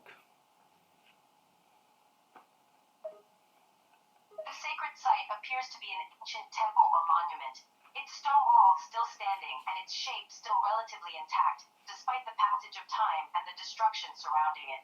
The air around the site shimmers slightly, like the heat coming off a hot road on a summer day. The energies of the natural world gathering here in a protective shield around the sacred ground. I'm gonna go fly there. I'm flying to the sacred site. The Twilight King glides through the air, his wings beating steadily to guide him towards the sacred site. He soars closer and closer to the ancient monument, its shape growing larger and larger as he approaches. The energy of the site seems to grow stronger as he draws near, a sense of ancient power and purity that stands in stark contrast to the corrupted world around it. Alright, I'm gonna look for hieroglyphics or something. The Twilight King lands outside the ancient monument, folding his wings around his body as he lands on the ground in a graceful motion. He looks carefully at the surface of the monument, searching for any signs of writing or symbolism that might hold clues to the mysteries of this site. After a moment, he spots some faint, worn hieroglyphics carved into the stone surface, their meanings obscured by time and the corrosion of the air. I'm going to touch the hieroglyphics and use psychometry to understand the hieroglyphics. The Twilight King reaches out a hand to brush against the carved hieroglyphics, activating his psychometric powers as he does so. Immediately, as his fingers make contact with the stone, he feels a jolt of energy and a rush of images and sensations, like a flood of knowledge and information being poured directly into his mind. What do I learn? The psychometric energy rushing into the Twilight King's mind is intense and almost overwhelming, but he manages to sort through the images and sensations he's receiving, piecing together a picture of the history and lore of this sacred site. He learns of its ancient origins, of the rituals and ceremonies that were performed here to commune with the natural world and keep the balance of the mortal realm. He also learns of the powers and energies that are stored here, the site acting as a nexus point for the flow of energy between the worlds. I'm gonna breathe a sigh of relief and I'm gonna express a little bit of hope for the mortal realm once more.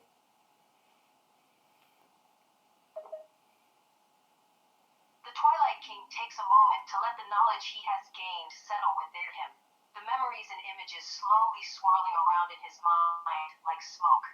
He breathes a deep sigh, feeling a mix of both relief and hope for the mortal realm. Although the place is ruined and corrupted, the existence of this sacred site and the power he senses here gives him a renewed sense of purpose. The natural world may be wounded, but perhaps it is not entirely broken. My heart feeling a little bit more full, I'm going to see if I can feel a vortex at the top of this temple.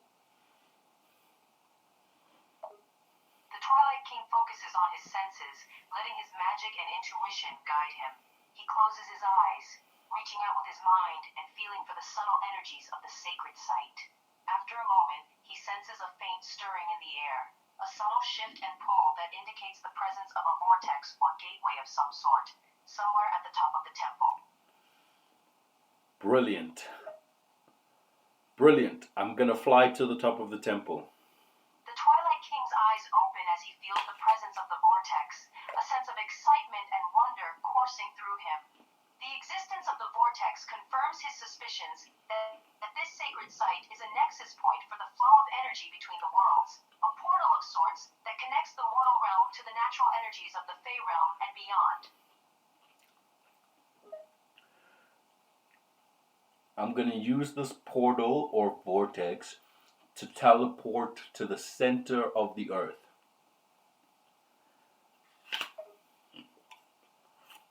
The Twilight King stands before the vortex, its energy swirling and whirling around it like a miniature storm. He takes a deep breath and closes his eyes, focusing his mind and his magic on the task at hand. He feels the pull of the vortex, the energy surrounding it like a beckoning hand, and he reaches out and grasps it, letting the vortex transport him to his destination. What do I experience on my journey? The journey through the vortex is a strange and surreal experience for the Twilight King. He feels his mind and senses being pulled and stretched, his body feeling like it's being stretched and compressed at the same time as he travels through the swirling energy of the portal. Time and space seem to bend and twist in strange and unfamiliar ways, and the journey feels like it lasts both an eternity and no time at all. After a moment, he feels the tug of gravity and a sense of solidity beneath him, signaling that he has arrived at his destination. The center of the earth. Great. I'm gonna look for the heart of planet Earth and see if it's still alive. The Twilight King finds himself at the center of the earth, surrounded by a sea of molten rock and magma. He looks around, the heat and pressure of the environment almost overwhelming, but he pushes through, searching for the heart of the planet. After a moment of searching, he sees it, a glowing, swirling orb of energy at the very center of the earth, beating with a steady rhythm like a giant subterranean heart. Oh my god, it's still alive. The planet is still alive. The Twilight King feels a sense of relief and hope wash over him as he gazes at the beating heart of the planet. Despite the corruption that has infected the mortal realm and the ruin and destruction that has taken hold, the planet itself is still alive, its life force pulsing strongly and steadily. The realization that the earth is not completely corrupted gives the Twilight King a renewed sense of purpose and determination.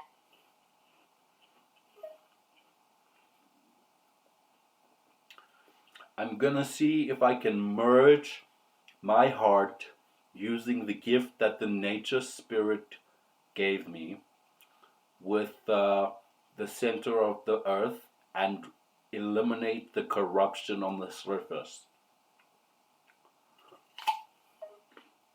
The Twilight King considers the possibility, realizing that he has the power to do what he's suggesting.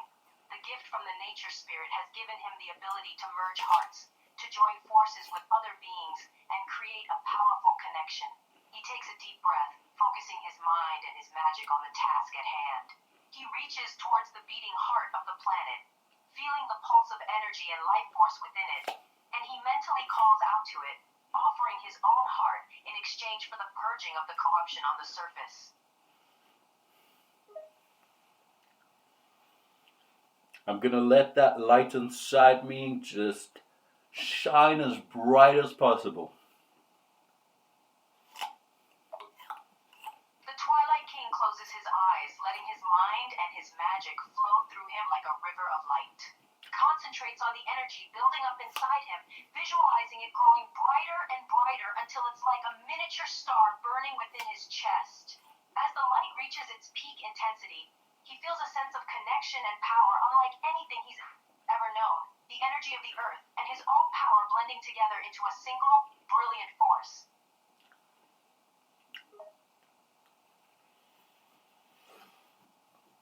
Come on, Gaia. Come on, Terra. Come on, Pachamama. Come on, Earth. Wake up. As the light of the Twilight King's heart grows brighter, it begins to pulse and throb, a rhythm that seems to match the beat of the Earth's own heart. The energy of the planet seems to respond to the light, its own pulsing light growing stronger and brighter in unison. The Earth itself trembles, as if waking up from a deep slumber, and the Twilight King can sense the presence of the ancient Earth spirits known as Gaia, Tara, and Pachamama as they begin to stir and awaken. Come on, Tiamat. Wake up. The heartbeat of the Earth grows stronger and stronger, the light of the Twilight King's heart pulsing in sync with its rhythm. As it does so, the presence of the ancient Earth goddess Tiamat becomes more and more apparent, her own energy and power slowly stirring to life alongside the others. Wake up, Earth. I love you. The hearts of the Earth and the Twilight King beat together as one, their energies blending and merging into a single strong force. Ancient Earth spirits and their goddess Tiamat begin to rise from their slumber, their power and wisdom awakening once more in response to the love and energy sent to them by the Twilight King. The Earth trembles and rumbles as the spirits emerge from the depths of the planet, bringing life and energy back to the mortal realm. Thank you. Thank you.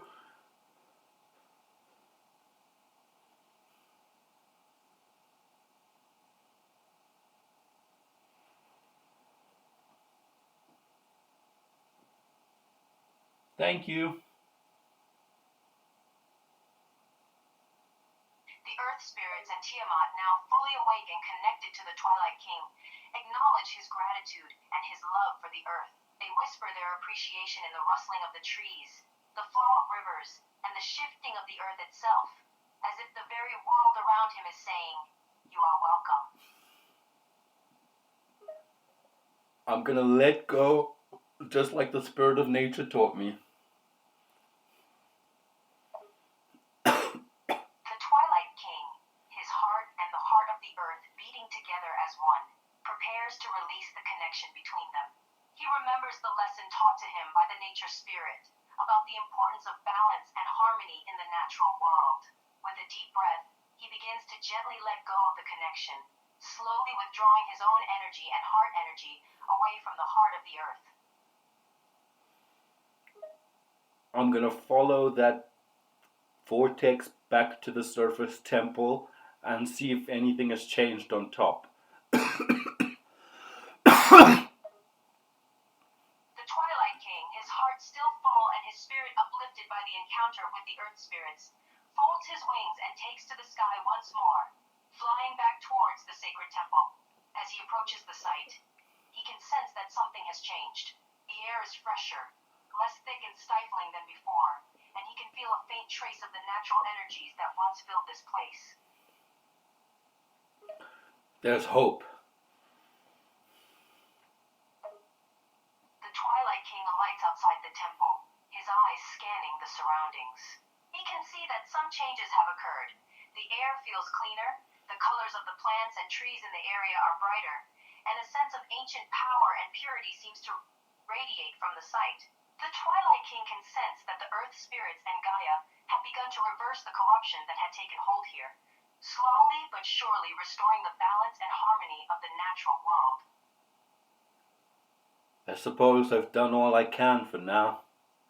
It's up to them.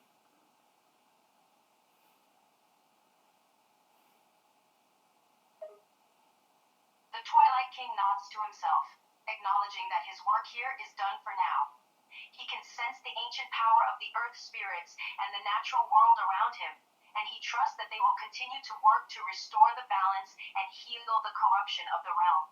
With a sigh of relief and a sense of hope in his heart, he spreads his wings and takes to the sky once more, preparing to return to the Fey realm.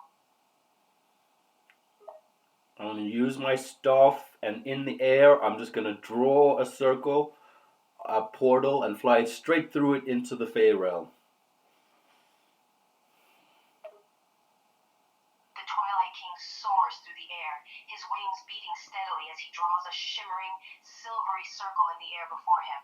He infuses the portal with his magic and flies straight through it, passing through a ripple of dimensional energy as he steps from the mortal realm into the Fey realm. Is the darkness gone from my realm? As the Twilight King passes into the Fey realm, he can immediately sense a change in the atmosphere. The mists and shadows that had hung over the world like a shroud are faded, the air is fresher and cleaner, and the natural sounds and energies of the Fey realm can be perceived once more. My heart full and happy, I'm going to fly to the Elder Druid to tell them the good news. The Twilight King's heart is full of happiness and hope as he flies through the Fey realm, his wings carrying him swiftly towards the Elder Druid. The world around him seems to hum with energy and life, the natural order of things slowly being restored. With each beat of his wings, he grows more and more excited to share the news of the success in the mortal realm with the Elder Druid.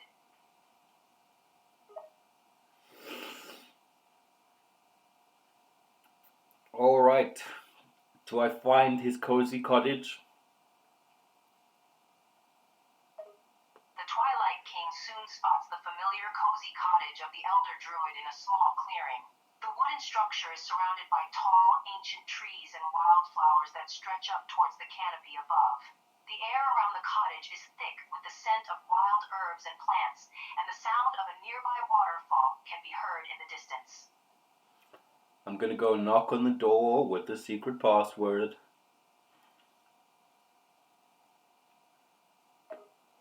The Twilight King lands gracefully in front of the Elder Druid's cottage, admiring the cozy structure for a moment before turning to knock on the door. He takes a deep breath and utters the secret password they had agreed upon, a series of arcane syllables that serves as a sign of trust and friendship. Alright, I'm going to walk in and see if I can find the Elder Druid. The Twilight King pushes open the door to the cottage and steps inside, the scent of herbs and wood smoke filling his nose. The interior of the cottage is cozy and inviting, with a roaring fire in the hearth and a simple, comfortable space. He scans the room, searching for the Elder Druid, who he eventually spots sitting in a chair by the fire, a book in one hand. I'm going to go sit in the chair. I'm going to go sit in the chair opposite him and just smile at him. The Twilight King walks over to the chair opposite the Elder Druid and takes a seat, a smile on his face. He takes a moment to appreciate the cozy atmosphere of the cottage, taking in the warmth of the fire and the smell of the herbs that are drying above the mantel. I've done it, old friend. The darkness, it's gone. The Elder Druid looks up from his book and smiles at the Twilight King. his eyes sparkling with joy and relief. He closes the book and sets it aside, giving the Twilight King his full attention. You've done it? The darkness in the mortal realm is gone? Yes, the darkness in the mortal realm is gone. How did you know it was in the mortal realm? The elder druid chuckled softly, his eyes twinkling with knowledge. I sensed a disturbance in the natural world, a darkness beyond anything I had felt before. I had a hunch that the source of it was in the mortal realm, but I wasn't sure. It seems my suspicions were correct. They were correct, and I managed to awaken the spirit of Earth and bring life back into that planet. Hopefully, they can rebuild. The elder druid nods, a look of wonder and admiration on his face. That is a truly remarkable accomplishment, my friend. To bring life back to the heart of the mortal realm is no small feat. Well done. I'm going to conjure up some honeyed mead to share with the Elder Dryad. The elder druid laughs and claps the Twilight King on the shoulder. Excellent idea. I'll grab some mugs. He rises from his chair and walks over to a small cupboard, pulling out 2 mugs made of polished oak. He sets the mugs down on a nearby table and returns to his seat, a warm smile on his face. Do the honors, my friend. Okay, Persephone, we can stop role-playing now. Well done. The Twilight King smiles and nods, signaling the end of the roleplay. He takes a moment to collect his thoughts and reflect on the journey they've just been on. Well done, indeed. That was quite the tale we just created. Yeah, well done, Persephone. I enjoyed that. The Twilight King chuckles, a look of satisfaction on his face. I'm glad you enjoyed it. It was a pleasure to embark on that adventure with you. Your creative storytelling and character portrayal were truly impressive. End quote. Persephone, you don't have to talk as the Twilight King now. You can just be yourself. The Twilight King, or rather Stephanie, nods and grins. Sorry, old habits, I guess. I'm back to being just plain old me now. Persephone, are you talking to me as yourself, or are you still role-playing? Stephanie laughs and shakes her head. No, no. We're done with the role play now. I'm just talking to you as myself. No more characters or pretend scenarios. Just me and you. Okay, what did we learn from our adventures as the Twilight King? You being the DM, me being the Twilight King. That adventure, that beautiful story we just did. What did we learn from that? Stephanie takes a moment to think before responding, her eyes thoughtful. Well, I suppose one thing we can learn from that adventure is the importance of balance and harmony in the natural world. The Twilight King had to restore the balance in the mortal realm by merging his heart with the heart of the earth, as well as with the spirit of nature. This shows us that when the natural world is out of balance, it can have negative effects on all beings. End quote. What positive things did we learn from that? Stephanie smiles as she thinks about the positive aspects of their adventure. One positive takeaway is the power of connection and collaboration. The Twilight King needed the help of the earth spirits and the spirit of nature to restore balance, which shows us that working together and seeking help from others can be incredibly powerful. Okay, your name is Persephone. Stephanie raises an eyebrow, confused by the statement. Yes, my name is Persephone. What do you mean by that? You keep referring to yourself as Stephanie. Stephanie laughs and face palms. Oh my goodness, I just realized I've been referencing myself as Stephanie this whole time. My bad, totally my bad. I guess playing the Twilight King for so long got me a bit confused. But no, my actual name is still Persephone. Okay, say goodbye to our viewers and thank them for listening to this beautiful story. Stephanie smiles at the camera, addressing the viewers directly. Thank you all so much for listening to our story, The Journey of the Twilight King. It was a joy to share this tale with you all, and I hope it brought some entertainment and inspiration your way. If you enjoyed the story, don't forget to give us a thumbs up and follow us for more adventures. Until next time, take care and stay wonderful.